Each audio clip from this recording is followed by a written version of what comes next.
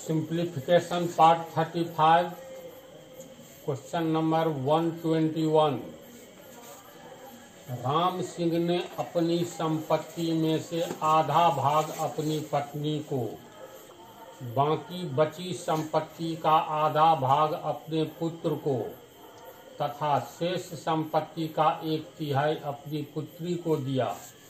यदि पुत्री को 1,25,000 रुपये मिले तो उसकी सारी संपत्ति का मूल्य ज्ञात कीजिए। यानी राम सिंह ने अपनी संपत्ति में से आधा भाग अपनी पत्नी को दिया। तो मान लो कुल संपत्ति कुछ न कुछ होगी। तो मान लेते हैं राम सिंह के पास कुल संपत्ति बराबर X रुपया है। कुल संपत्ति X रुपया। अपनी संपत्ति में से आधा भाग अपनी पत्नी को दिया। तो पत्नी को कुल संपत्ति का आधा भाग, तो कुल संपत्ति X रुपया है तो X का आधा, X गुने 1/2 यानी X/2 रुपया। पत्नी को मिलने वाला संपत्ति बराबर X/2 रुपया।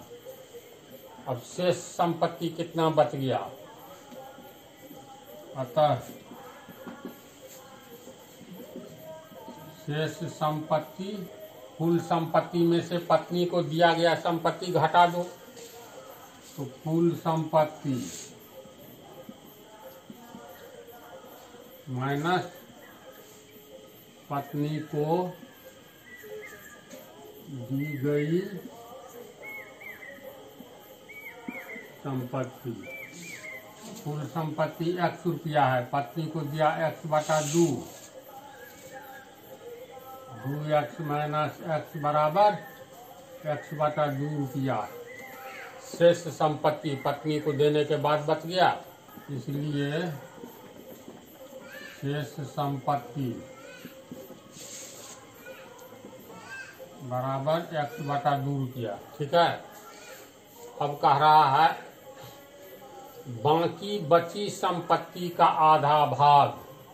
यानी देखो राम सिंह ने अपनी संपत्ति में से आधा अपनी पत्नी को दे दिया X/2 रुपया, तो बच गया X/2 रुपया। तो बाकी बची संपत्ति यानी ये X/2 रुपया जो बच रहा है, तो बाकी बची संपत्ति का आधा भाग अपने पुत्र को। तो बाकी बची संपत्ति तो X/2 रुपया है। पुनः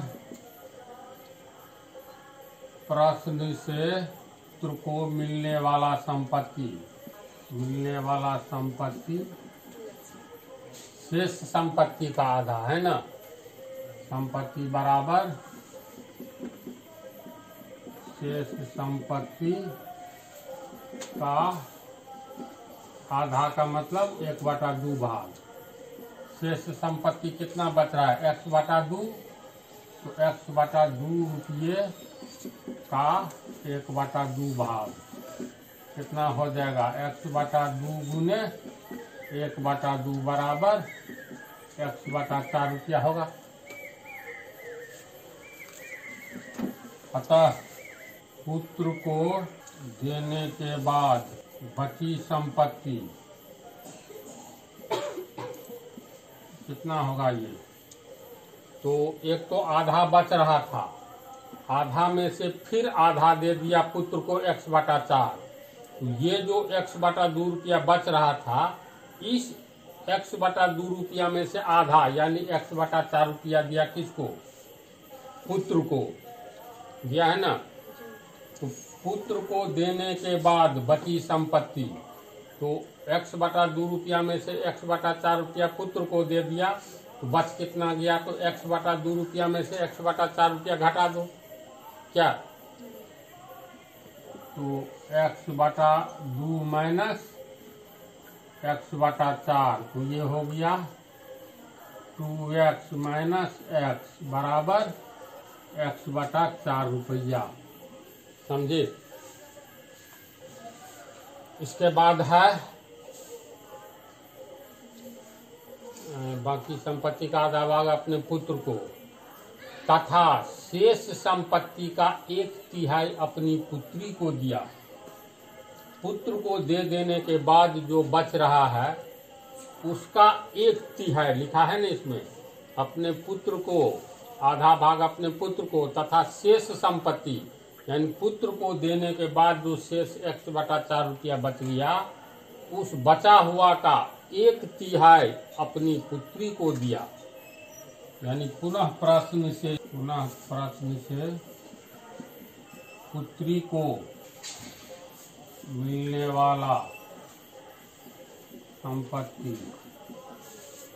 पुत्र को मिलने वाला कितना है, पुत्र को देने के बाद जो बच गया है x/4 रुपया, पुत्र को देने के बाद बची संपत्ति का 1/3 है ना प्रश्न में, तो x/4 रुपया का 1/3 निकालेंगे तो पुत्री को मिलने वाला संपत्ति बराबर x/4 रुपया का 1/3। 1/3 का अर्थ 1/3, 1/4, 1/4, तो बची हुई संपत्ति का 1/3, यानी बच गया x/4 रुपया, उसका 1/3, तो x/4 रुपया का 1/3 का मतलब 1/3 भाग। ये कितना हो गया, x/4 गुने 1/3 बराबर x/12 रुपया। किसको मिला, पुत्री को। फिर दे रहा है यदि पुत्री को 1,25,000 रुपये मिले, तो पुत्री को तो मिला है x/12 रुपया। यही x/12 रुपया के बारे में कह रहा है, यदि पुत्री को 1,25,000 मिले तो उसकी सारी संपत्ति का मूल्य कितना है, यानी राम सिंह की सारी संपत्ति का, है ना। तो पुत्री को मिलने वाला संपत्ति x/12 निकला है प्रश्न के अनुसार। फिर प्रश्न में ही है पुत्री को 1,25,000 रुपया मिल रहा है। पुनः प्रश्न से पुत्री को मिलने वाला संपत्ति बराबर 1,25,000 रुपया। इसको मान लो समीकरण 2। अब पुत्री को मिलने वाला संपत्ति इस सब के अनुसार जो निकला है, इसको समीकरण 1। तो तमाम संपत्ति x माने हैं, उसके अनुसार प्रश्न के अनुसार चले हैं, तो पुत्री को मिलने वाला संपत्ति x/12 रुपया है, और प्रश्न में लास्ट में है पुत्री को मिला 1,25,000, तो दोनों रुपया इसका मतलब बराबर है। तो समीकरण 1 और 2 से x/12 बराबर 1,25,000 होगा। समीकरण 1 एवं 2 से x/12 बराबर